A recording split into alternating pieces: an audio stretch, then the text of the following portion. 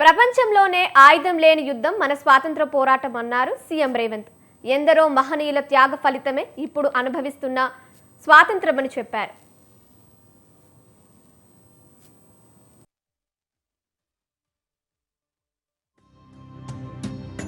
Historic moment.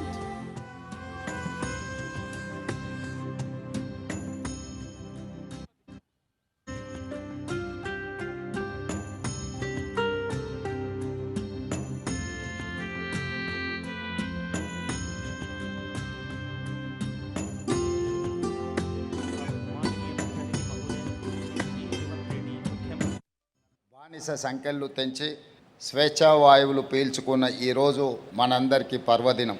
ఇది దేశ చరిత్రలో సువర్ణాక్షరాలతో లిఖించదగ్గ రోజు.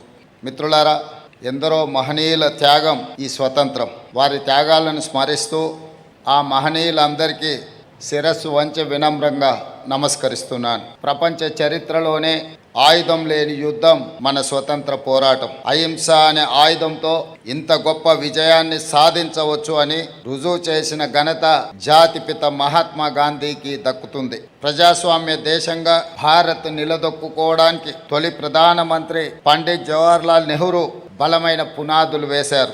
దేశ ఆధునిక భారతావనిగా అవతరించడానికి అవసరమైన ప్రణాళికలు రచించి దార్శనికతను ప్రదర్శించారు. ఆయన ప్రారంభించిన సాగునీటి ప్రాజెక్టులను మనం ఈరోజు ఆధునిక దేవాలయాలుగా పిలుచుకుంటున్నాం. హరిత విప్లవం, శ్వేత విప్లవం, నీలి విప్లవం చేపట్టి అన్ని రంగాల సమగ్రాభివృద్ధికి కృషి చేసిన ఘనత నాటి ప్రభుత్వాలది.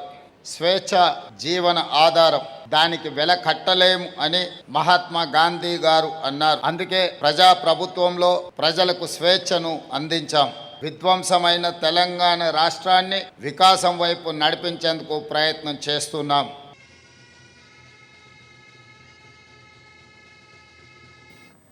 రాష్ట్రంలో ప్రజాప్రభుత్వం అధికారం చేపట్టిన నాటి నుంచి దెబ్బతిన్న వ్యవస్థలను గాడిలో పెడుతూ వస్తున్నామని సీఎం రేవంత్ చెప్పారు.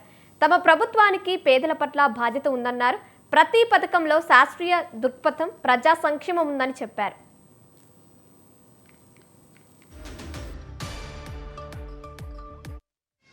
రాష్ట్రంలో ప్రజాప్రభుత్వం అధికారం చేపట్టిన 32 నెలల్లో దెబ్బతిన్న వ్యవస్థల్ని ఒక్కొక్కటిగా గాడిలో పెడుతూ వస్తున్నాం. సంక్షేమాన్ని విస్తరించాం, అభివృద్ధికి కొత్త దిశను నిర్దేశించాం. తెలంగాణ భవిష్యత్తుకు అవసరమైన కార్యాచరణను సిద్ధం చేసుకుంటూ ముందుకు వెళ్తున్నాం. సంక్షేమం కోసం ఈ రాష్ట్ర ప్రభుత్వం చేస్తున్న ప్రయత్నం, మా ప్రభుత్వంలో సంక్షేమాన్ని ఆర్థిక కోణంలోనో ఖర్చు పెట్టిన రూపాయలతోనో లెక్క కట్టడం లేదు. మా సంక్షేమ ఆలోచనలో మానవీయత ఉంది, పేదవాడి పట్ల బాధ్యత ఉంది, వారి జీవితాల్లో ఆనందం నింపాలన్న తపన ఉంది, వారికి ఆరోగ్యవంతమైన జీవితాలను అందించే ప్రయత్నం మేము చేస్తున్నాం. ఆత్మగౌరవంతో కూడిన జీవన విధానాన్ని అందించే సంకల్పం మా ప్రభుత్వానికి ఉన్నది. ఓట్ల కోసమో మొక్కుబడి హామీలుగానో మేము సంక్షేమాన్ని చూడడం లేదు. ప్రతి పథకంలో శాస్త్రీయ దృక్పథం, ప్రజా సంక్షేమం ఇందులో ఇమిడి ఉన్నది. ఈ 32 నెలల కృషి ఇప్పుడు ఫలితాల్లో కనిపిస్తుంది. అందుకు తాజా ఉదాహరణ ఆర్బీఐ తాజా గణాంకాల ప్రకారం 2025-26 సంవత్సరంలో మన రాష్ట్ర తలసరి ఆదాయం 8,18,931 రూపాయి. దేశ తలసరి ఆదాయంతో పోలిస్తే తెలంగాణ తలసరి ఆదాయం దాదాపుగా 91% అధికంగా ఉంది.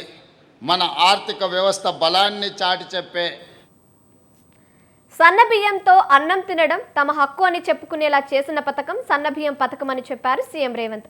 15 లక్షల కుటుంబాలకు పైగా రేషన్ కార్డులు ఇచ్చామని, స్మార్ట్ రేషన్ కార్డుల పంపిణీతో పథకాలు మరింత మెరుగుపడతాయని చెప్పారు. సామాజిక భద్రత కింద సన్న బియ్యం ఓ విప్లవాత్మక పథకం. మనిషిని మనిషిగా గుర్తించి ఆరోగ్యానికి భరోసా ఇచ్చే పథకం. సన్న బియ్యంతో బువ్వ తినడం మా హక్కు అని నమ్మకం కలిగించిన పథకం. 93 లక్షలకు పైగా కుటుంబాలు దాదాపుగా 3,38,00,000 మంది ప్రజలను ప్రజా పంపిణీ వ్యవస్థ పరిధిలోకి తీసుకువచ్చాం. ఎన్నో ఏళ్లుగా కొత్త రేషన్ కార్డుల కోసం ఎదురు చూసిన కుటుంబాలకు ప్రజాప్రభుత్వం భరోసా ఇచ్చింది. 15 లక్షలకు పైగా కొత్త రేషన్ కార్డులు జారీ చేయడం జరిగింది. రాష్ట్ర వ్యాప్తంగా ఈరోజు స్మార్ట్ రేషన్ కార్డుల పంపిణీ కార్యక్రమాన్ని ప్రారంభించుకోబోతున్నాం.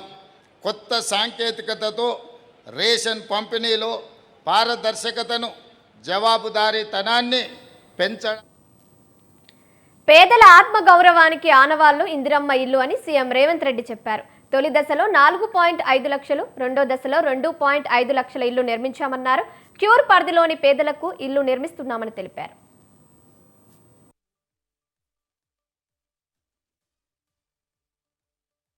ఇందిరమ్మ ఇండ్లు అంటే కేవలం అవి 4 గోడలు పైన స్లాబ్ మాత్రమే కాదు. పేదల ఆత్మ గౌరవ ఆనవాళ్ళు ఈ ఇందిరమ్మ ఇండ్లు. జీవితమంతా కష్టించిన సొంత ఇల్లు కట్టుకోలేమన్న నిస్సహాయత నుండి మాకు సొంత ఇల్లు ఉందని గర్వంగా చెప్పుకునే భరోసా ప్రజాప్రభుత్వం అందిస్తున్నది.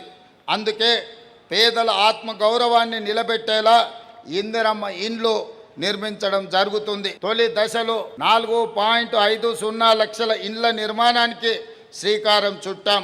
ఒక్కొక్క ఇంటికి 5 లక్షల రూపాయల ఉచిత సహాయాన్ని రాష్ట్ర ప్రభుత్వం అందిస్తున్నది. ఇందులో ముఖ్యంగా గిరిజనులు, చెంచులు, అత్యంత వెనుకబడిన కుటుంబాలకు ప్రత్యేక ప్రాధాన్యత ఇచ్చాం.